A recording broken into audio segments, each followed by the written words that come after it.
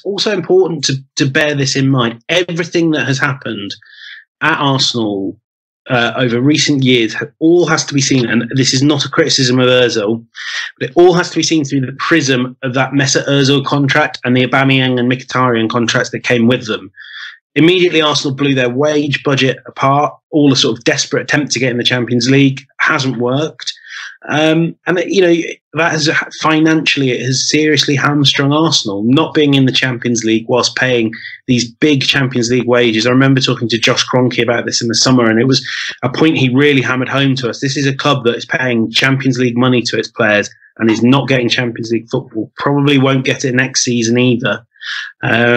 So it is difficult. There is not the money there, to radically overhaul the squad. Obviously, there have been some really good deals done, and Sanjay is proven quite capable when it comes to negotiating new signings. Someone like Pepe, a deal that kind of we were being told from within Arsenal didn't think they could do. Sanjay got it done.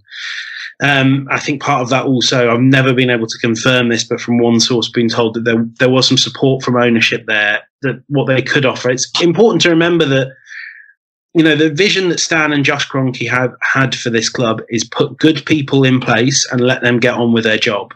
They know that they're not experts in football. I think for a long time they let their focus drift away.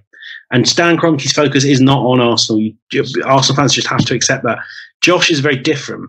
Josh is a regular. I mean, I see him quite often now at the Emirates Stadium. We don't chat very much, but I do see him quite often. He is regularly here.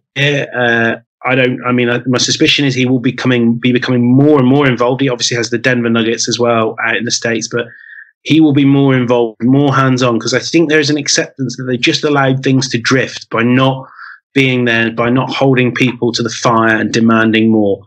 I think a lot of this comes down to the way Ivan Gazidis managed the club. Not a hugely popular leader, not a hugely effective leader. Under him, the commercial department, he was supposed to be a business guy. Under him, the commercial department went backwards. Under him, contracts were continually mismanaged.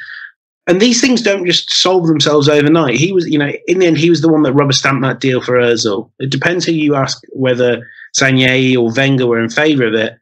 But in the end, he was the chief executive who signed off on that.